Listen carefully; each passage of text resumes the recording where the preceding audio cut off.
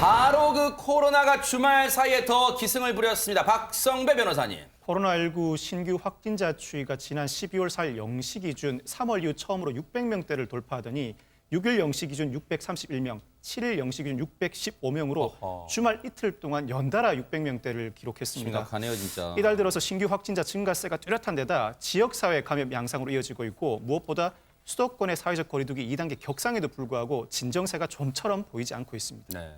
이러다 보니까 결국 정부에서 초강수를 뒀습니다. 그 내용 들어보시고 이어가 보도록 하겠습니다. 수도권에 대해 사회활동의 엄중 제한에 해당하는 사회적 거리두기 2.5단계로 상향하기로 하고 비수도권에 대해서도 유행 확산 차단을 위해 거리두기 2단계로 상향하기로 결정하였습니다. 수도권 2.5단계는 강력한 사회활동의 엄중 제한 조치로서 3단계 전면 제한 조치 직전의 최후의 보루입니다. 수도권은 이미 코로나19 전시 상황입니다. 지금 추세라면 1, 2주 뒤에는 일일 확진자가 1,000명을 넘을 수도 있다는 비관적 전망이 현실이 될 수도 있습니다. 내일 0시부터 당장요. 수도권은 2.5단계, 비수도권은 2단계 사회적 거리두기가 시행되는데 아니 2.5단계가 되면 대체 어떤 게 달라지게 되는 겁니까? 최정화 기자님. 네, 일단 2단계 때는 이 5종의 유흥시설 5종의 이 영업이 금지가 됐었잖아요. 일단 감성주점, 단란주점, 유흥주점, 그리고 콜라텍, 그리고 헌팅포차 등이 금지가 됐었는데 여기에 조금 더 늘어나게 됩니다. 2.5단계가 되면 일단 방문 판매 등의 이 직접 판매 홍보관이 금지가 되고요. 또 노래방, 그리고 실내 스탠딩 공연장 등이 영업을 중단하게 됩니다. 네, 식당과 커피숍, 뭐 카페라든가 이런 것들은 2단계와 사실상 동일하기 때문에 9시 이후로는 뭐 드시는 건 안 되고 당연히 이제 포장만 가능한 상황이 되고요. 또 2.5단계가 되면 달라지는 게 있죠. 50명 이상의 집합, 모임, 행사가 금지가 됩니다. 네. 이에 따라서 결혼식장이라던가 뭐 장례식장에도 50명 이상의 사람들이 모일 수가 없게 되는데요. 네. 이 밖에도 PC방이라던가 뭐 영화관, 또 뭐 오락실, 학원, 독서실, 스터디 카페 등도 모여 있는 것이 뭐 금지가 됩니다. 그리고 9시 이후에 문을 닫아야 하는 상황이 되는데요. 헬스장 등의 이런 실내 체육 시설은 운영이 아예 금지가 되는 상황입니다. 등교, 그러니까 학교도 사실은 빼놓을 수가 없는 게 학교 같은 경우도 등교 인원을 3분의 1로 줄여야 하는 그런 상황이 된 그래요? 겁니다. 이 같은 다중이용 시설들이 한 번이라도 그러니까 좀 약간 해이해진 마음으로 뭐 들키겠어? 라는 마음으로 이제 어기게 되면요. 방역 수칙을 위반하게 되면 이 집합 금지 처분을 받게 됩니다. 네.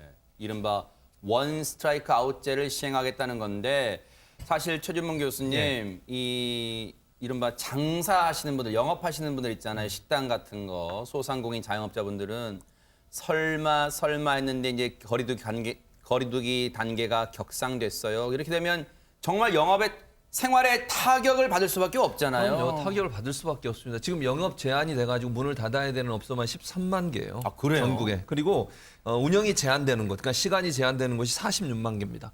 그럼 거기 일하시는 분들, 거기에 정말 생업을 가지고 계신 분들은 엄청난 피해를 당할 수밖에 그러겠네요. 없어요. 이거는요. 정부가 어떤 형태로든 보조를 해주지 않으시면 이분들 같은 경우에는 정말 당장 그 다음 달에 월세도 못 내고 먹고 사는데 엄청난 지장을 받으십니다. 네. 그래서 불가피하게 이런 사회적 거리두기 단계가 올라갔다고 하면 이것 때문에 피해를 당하신 분들에 대한 적절한 조치가 반드시 있어야 된다고 생각을 하고요. 그렇지 않아도 지금 2단계에서 2단계 플러스 알파로 해가지고 더 강화됐잖아요. 서울 네. 지역은 이미 지난주부터 9시 뭐 이후부터 아무것도 못하게 돼 있었고요. 그게 계속 여파가 왔었는데 지금 또 한 번 올라가니까 그 여파가 더 커지는 거잖아요. 이게 또 연말까지 진행이 됩니다. 사실 그 개인 사업하신 분들 같은 경우에는 연말이 특수잖아요. 근데 연말에 다 문을 닫아야 되는 상황이 되니까 제가 볼 때 엄청난 피해가 일어날 가능성이 있습니다. 그래서 저는 뭐 불가피한 면이 분명히 있습니다. 그러나 정부가 이런 분들에 대한 어떤 그 적절한 어떤 지원이나 조치가 반드시 있어야 된다. 그렇지 않으면 우리 사회 전반의 경제가 흔들릴 수 있는 위험성도 있다는 사실을 꼭 인식하셔야 될 것 같습니다. 네. 이번 수도권의 2.5단계 거리두기 이 조치로요. 당장 영업을 중단해야 되는 시설들이 있습니다. 뭐 여러 시설들이 있는데요. 그중에서도 실내 체육시설을 운영하는 분들의 고충은 이만저만이 아니고 불만도 지금 팽배해 있다는데 왜 그런지 한번 들어보시고 이어가 보도록 하겠습니다. 체육시설은 오히려 더 소독하고 더 사람들한테 민감하게 반응을 하고 있거든요. 저희는 마스크를 쓰고 있지 않으면 입실조차 할 수가 없고 마스크를 코 밑으로 내린다는 거는 상상도 할 수 없는 상황이거든요.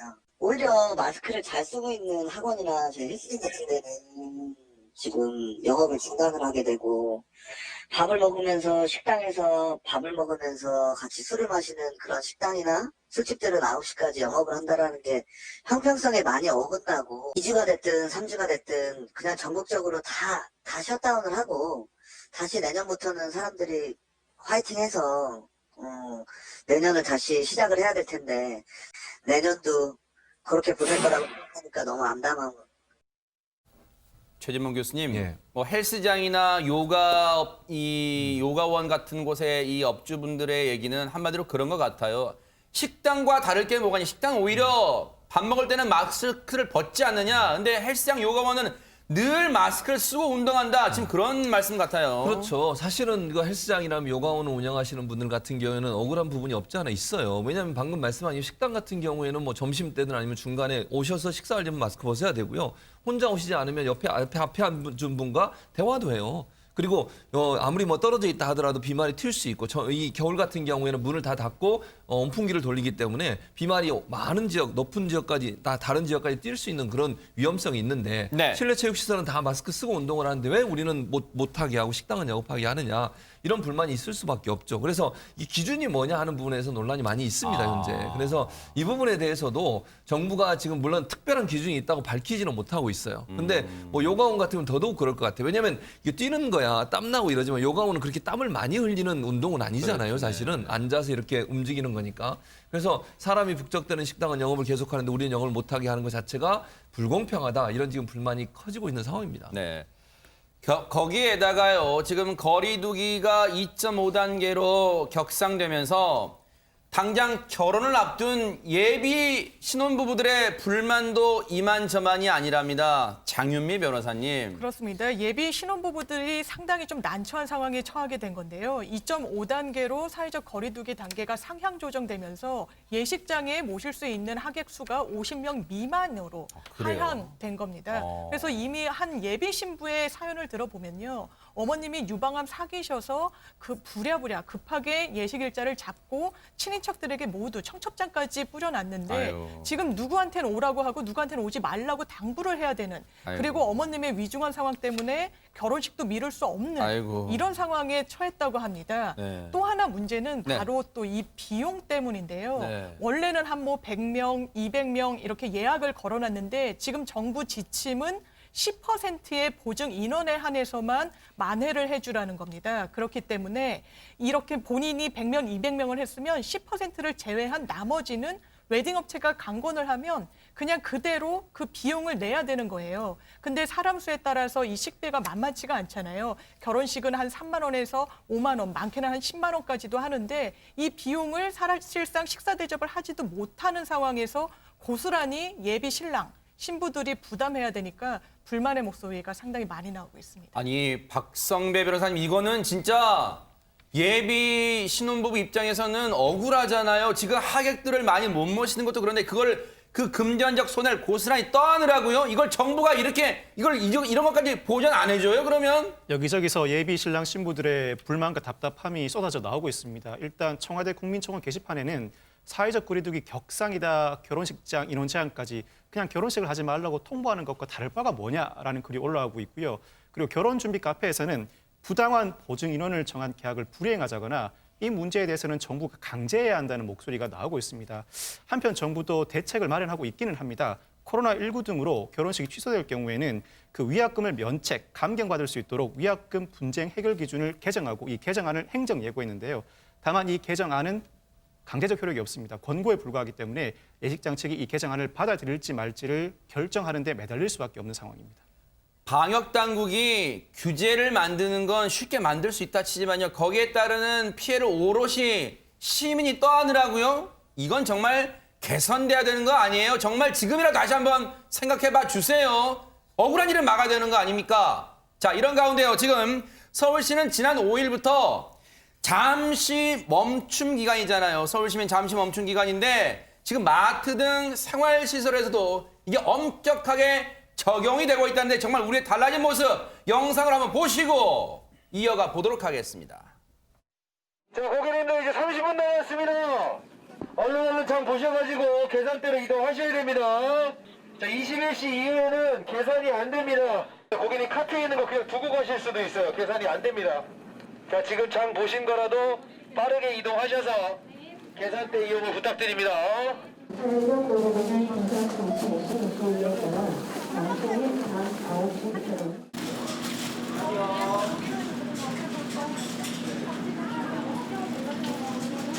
저희 9시까지 영업이라서 내일 6시 이후로 와주시면 될 것 같아요. 혹시 문을 닫는다고 해서 사람들이 이제 안 돌아다니는 것도 아니고 조금 제 개인적인 생각으로는 조금 현실적이지가 않은 그런 대책이지 않나라는 그런 생각이 들어요. 굉장히 많이 줄었어요. 한 90%는 줄은 것 같아요. 지금 마트 관계자조차도 이게 과연 실효성이 있을까? 지금 갸우뚱한 지금 상황이란 말이에요. 그래서 그러다 보니까 김은배 팀장 일각에서는 9시 이후에 뭐 식당 같은 것도 9시 이후에는 포장만 하고 이 홀에서의 영업은 안 된다. 그리고 이제 마트도 9시 이후로는 계산조차 안 되고 다 나가야 된다. 그런데 9시의 기준은 어디에서 나온 걸까? 많은 분들이 궁금하시는 것 같아요. 그렇습니다. 대한민국 지금 21시, 즉 9시 이후에는 셧다운이 됐습니다. 활동을 못하게 했는데 왜 9시의 기준을 두느냐고 물어보니까 소식 관계자는 특별한 기준은 없다는 얘기입니다. 단지 네. 야간 활동을 좀 제한하자는 취지에서 9시를 했다는 겁니다. 근데 이제 업무 종료하고 생활이 필요한 시간 있지 않습니까? 6시 끝나고 그 시간까지 주는 시간이 한 3시간 줬기 때문에 9시에 업무가 종료된다. 그리고 집에 가는 시간까지 해서 9시를 정한 거예요. 네. 그렇기 때문에 내가 보기에는 9시까지는 생활에 필요한 필수품이라든지 자기들 뭐 이동을 이거 하지만은 9시 이후에는 어떤 행동 하지 말라는 취지에서 한 것이지 어떤 특별한 기준은 없어요. 아무튼 지금 대한민국은 21시 오후 그러니까 낮에 밤 9시 이후에는 모든 행동이 제한됩니다. 셧다운 되는 거죠. 뭐 방역본부 자체도 방역당국 자체도 9시에 대해서 딱 부러진 설명은 못 해주고 있는 상황이에요. 그렇다면 방역 전문가들은 이 9시 기준에 대해서 어떤 해석을 하고 있을까요? 한번 들어보시고 이어가 보도록 하겠습니다. 네, 가능하면 어떤 형식으로든 어떤 시간대든 간에 사람이 만나는 거를 막아야지만 이 유행은 사그라들거든요. 사람과 사람이 만나는 상황들을 줄이는 것 자체는 도움이 될 수가 있습니다. 그래서 그 밤 9시 이후가 무슨 뭐 절대적인 기준은 아니겠지만 그 이후의 시간은 그 사람들과 만나지 말고 가급적이면 그 집에 계셔달라는 그런 어찌 보면 그 정책적인 그런 이제 권고 이런 거다라고 볼 수 있을 거라고 생각을 합니다. 바로 그런 점에서 최근에 이 소상공인과 즉 음식점 등을 운영하시는 소상공인 자영업자분들은요. 이 9시 기준을 밤 10시로 1시간만 좀 늦춰주시면 안 돼요라고 읍소하기도 했지만 결국 그 목소리는 받아들여지지 않은 상황입니다. 자, 그런가 하면요. 사실 엊그제 이 수능생들의 사상 초유의 12월 수능 코로나 수능이 치러졌는데 이게 끝난 게 아닙니다. 이제 사상 초유의 입시 방역이 남아 있습니다. 최진봉 교수님. 그렇습니다. 지금 이제 문제가 뭐냐면 이게 논술 전형 그리고 면접 수시를 인제하는 그런 학교들이 있거든요. 이러다 보니까 학생들이 한꺼번에 몰리는 거예요. 이게 4일부터 대학별로 전형이 시작이 됐는데 오늘 이제 사진 보시면 아시겠지만 모 학교 두 학교 지금 사진 보이시죠? 어이구. 성균관대학교, 한양대, 연세대 이렇게 보이지는데 사람들 엄청나게 많잖아요. 일단 거리두기는 거의 거의 할 수 수가 없네요. 없어요. 네. 거기에다가 이제 학생들이 안타까우니까 부모님들이 데려다 주러 오셨다가 그러네요, 물론 네. 부모님들은 학교 안은 못 들어가게 막았어요. 차량도 못 들어가고. 근데 학생들은 들어가고 문제는 학생들이 면접 마치고 나올 때까지 밖에서 기다리시는 거예요. 그러면 거기 주변에 카페도 못 들어가잖아요, 지금. 그러니까 그러네요. 이제 3, 4, 5 모여 있을 수밖에 없고 어허. 또 학부형들 같은 경우에 만나시면 또 얘기도 나누고 정보도 교환하다 보면 대화를 나누실 기회가 많아질 텐데 이제 학교가 이제 비상사태가 걸린 거예요. 저게 지금 2주간 이루어질 것 같거든요. 네. 4일부터 시작해서 2주간 이루어지는데 이제 논술고사 치르고 다니는 분이 한 학생이 한 군데만 가는 게 아니라 여러 군데를 또 다녀요. 어허. 이런 상황이 되다 보니까 이게 정말 이 방역의 긴장감을 높일 수밖에 없는 상황이다. 네. 사람들이 너무 많이 한 군데 모이고 학교 주변이 엄청난 사람들로 몰리게 되면서 저기서 혹시나 확진자가 나오지 않을까 지금 방역 당국이 긴장의 끈을 놓치지 않고 살펴보고 있는 상황입니다. 5일과 6일 지난 주말 이틀 동안요. 지금 대학별 논술고사 이 치르는 학교에 몰린 인원만 해도 연인원 20만 명이랍니다. 그런데 지난주만 끝난 게 아니에요. 이번 주 주말에도요. 학교들의 대학별 논술고사 이 면접고사가 예정돼 있어가지고 또 이번 주에도 한 20만 명 정도의 이 이동이 예상된다는 거예요. 그러면 지난주 이번 주 연인원 40만 명이 지금 이동을 하는 그런 상황이라서 입시 방역이 절대적으로 필요한 상황입니다. 대학별 평가를 치르는 수험생들도 그렇지만 학부모님들도 불안하실 것 같아요. 어떤 마음일지 한번 들어보시고 이어가 보도록 하겠습니다. 한 1시간 반 정도 걸렸던 것 같은데 기차 타고 왔어요. 대구에는 그래도 요즘에 별로 안 나와서 괜찮은데 서울에 많아가지고 좀 걱정되긴 해요. 서울에 유동인구가 많고 그냥 밀집 자체도 많으니까 이게 끝나긴 할까라는 생각이 들어요. 카페 이런 데 다 들어갈 수가 없으니까 네, 차에서 기다렸죠. 또 위험하니까. 카페에서 차를 못 마시더라도 좀 들어가 있었으면 좋은데 아예 못 쓰게 돼 있더라고요, 홀에서. 그래서 기다릴 때가 좀 없긴 했어요. 불편하지만 이렇게 해야 되지 않을까라고 네, 인정하는. 그 불특정 막 여러 곳에서 아이들이 오니까 사실은 굉장히 많이 걱정이 되고요.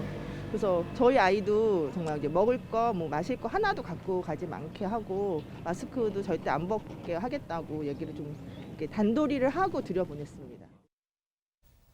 지난주와 이번 주요. 진짜 학생과 학부모들은요. 박상배 변호사님 정말 이중고, 삼중고예요. 이 대학별 면접도 신경 써야 되죠. 혹시라도 코로나 걸릴까 봐 방역에도 신경 써야 되죠. 정말 이중고, 삼중고입니다. 그렇습니다. 그야말로 입시 방역 2라운드가 시작됐는데 이 지난 4일부터 수시 모집 전형인 대학별 고사가 실시됐습니다. 이 고사에 응시자 60만 명이 몰릴 것으로 예상되는데 이 대학별 고사는 수능보다 관리가 더 어렵습니다. 오전에 여기서 시험을 보고 오후에 또 다른 곳에서 시험 보다 보니까 수험생들과 학부모들이 상당히 바쁘게 왔다 갔다 할 수밖에 없고요. 대학 캠퍼스에서 버스 정류장, 지하철 오가다 보면 상당히 혼잡스러운 상황이 벌어질 수밖에 없습니다. 그만큼 사회적 거리 두기를 지키기가 더 어려운 상황이 벌어지게 되는데 네. 수능이야 국가적 차원에서 각 수험생들 책상에 칸막이를 설치하는 등 방역에 만전을 기했지만 이번 대학별 고사는 사회적 거리 두기를 지키는 것이 각 수험생과 학부모들에게 맡겨져 있는 상황입니다. 이렇다 보니까 방역 당국도 학부모님들과 수험생들이 끝까지 방역 수칙을 준수해달라고 다시 한번 강조하고 있습니다. 세상에. 사회적 거리두기가 이제 격상이 되면서요. 여러분 뭐 많은 분들이 불편해하세요. 저도 이제 주변에 그런 얘기 많이 듣습니다만 커피숍 못 가시잖아요. 그리고 다중 이용 시설 못 가세요. 그런데 그러다 보니까 지금 이곳으로 많은 분들이 몰리고 있대요. 어떤 곳인지 얘기 먼저 들어보시고 이어가 보도록 하겠습니다. 옛날에는 원래 카페 가는 거 되게 좋아해서 많이 돌아다니고 카페도 가고 하는데 요즘에는 갈 곳도 없다 보니까 책이나 보려고. 주말에는 원래 이제 산에 잘 다니고 이러는데 겨울이 되니까 이제 갈 데도 별로 없고 이래가지고 안전하기 위해서 마스크 2개를 차고 나왔습니다. 시청자분들 중에는 아니 서점 가는 게 뭐 크게 문제될 거 없지 않아? 서점에 책 보러 간다는데 물론 서점에 책 보러 가시는 분들 대다수죠. 그런데 요즘 대형 서점에 가보면 한켠에 뭐가 있는지 여러분 아시죠? 바로 커피 같은 음료수를 드실 수 있는 공간이 있습니다. 장유미 변호사님. 그렇습니다. 사실 이제 두 다리를 쉴 곳 자체가 녹록치가 않습니다. 그러니까 이제 서점으로 발길을 향하는 분들이 상당히 많으신데요.